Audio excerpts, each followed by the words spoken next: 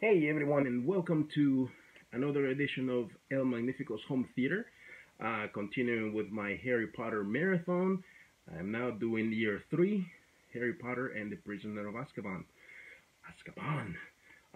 Man, I can tell you this uh, is probably my favorite book in the series, or one of them. Like, a lot of them are really good, but this is one of my least favorite movies. The adaptation for this one is horrible.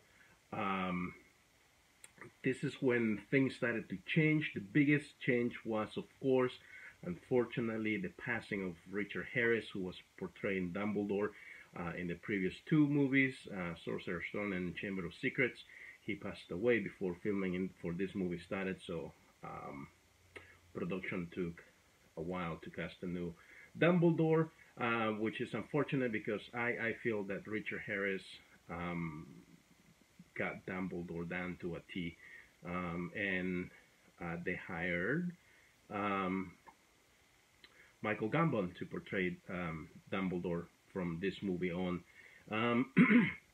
and you can tell the big difference. It's not the same. Here I feel that Dumbledore begun to be weird just for weirdness sake, as opposed to how he was portrayed in the books. Some things he does with his hands and the way that he says things was odd to me. I don't know if that had to do with the direction that the actors received from the director, who in this case was Alfonso Cuarón. That's the second thing I don't like about this movie. Alfonso Cuarón is a great director. He's been nominated for Oscars multiple times, including this year for his movie Roma. But I feel that, I think this was his and I could be wrong about this, but I feel this was his first major studio movie. And you can tell in his direction, the cinematography that he decided to use, it feels very stylized. That's the way it feels, like more like an independent movie trying to be a Hollywood movie, as opposed to what the other previous two felt. This is where, the first two had a lot of wonderful things in it. The wondrous world of Harry Potter. You could feel the magic in the air. In this is just bleak for bleakness sake. A lot of the decisions that the filmmakers made in the film, I don't like. It just feels out of place. But things that I like. Of course, the addition of David Dulles, who plays Professor Lupin, in this movie is fantastic. Spoiler. Be aware, spoiler. He is a werewolf. But he in the book, the relationship between him and Harry, of course, is drawn out. You can feel more the connection here. The things that they decided to show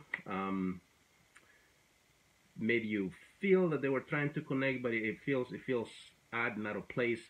The locations that they decided to have these two characters interact, aside from the school setting, it's out in the woods, which felt odd to me. But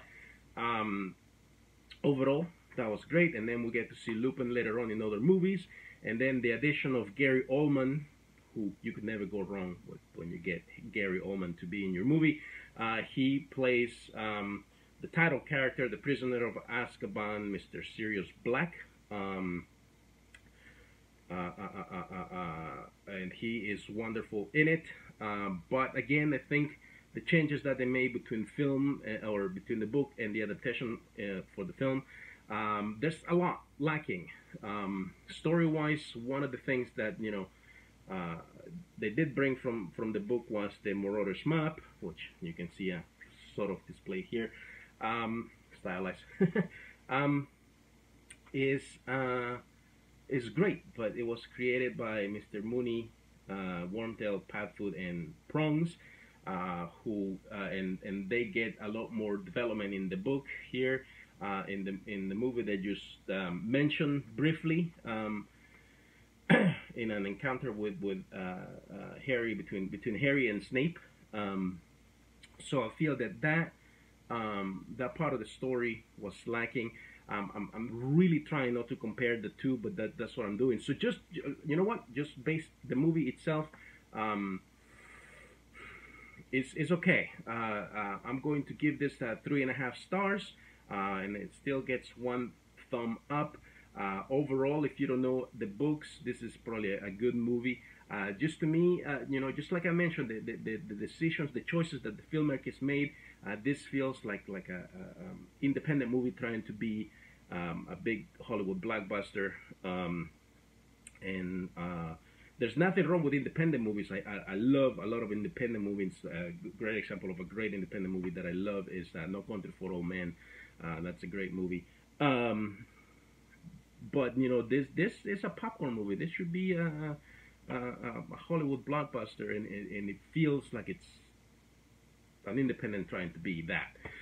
So that's, I think, the biggest complaint I have about it. No, another thing that I don't like is well, actually, I'm torn between the special effects in this one, the CGI for the creature Buckbeak.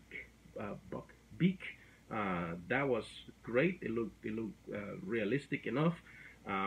It's aged well. The werewolf, however, that's where again the decision that they made was wrong.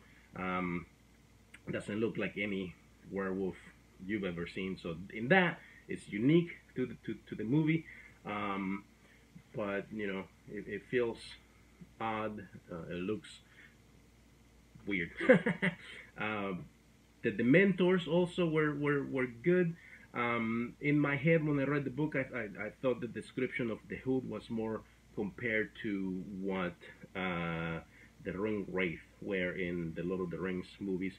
But again, because of that, they probably couldn't use that. But what the compromise, I guess, was pretty good. It's pretty scary. You still cannot see their eyes. The other problem I have was with the Patronus. They do mention that it's like a shield thing, and that's what it kind of looks like in the first times that they see it. It is not until the end of the movie when you actually see the animal shape that it's supposed to take,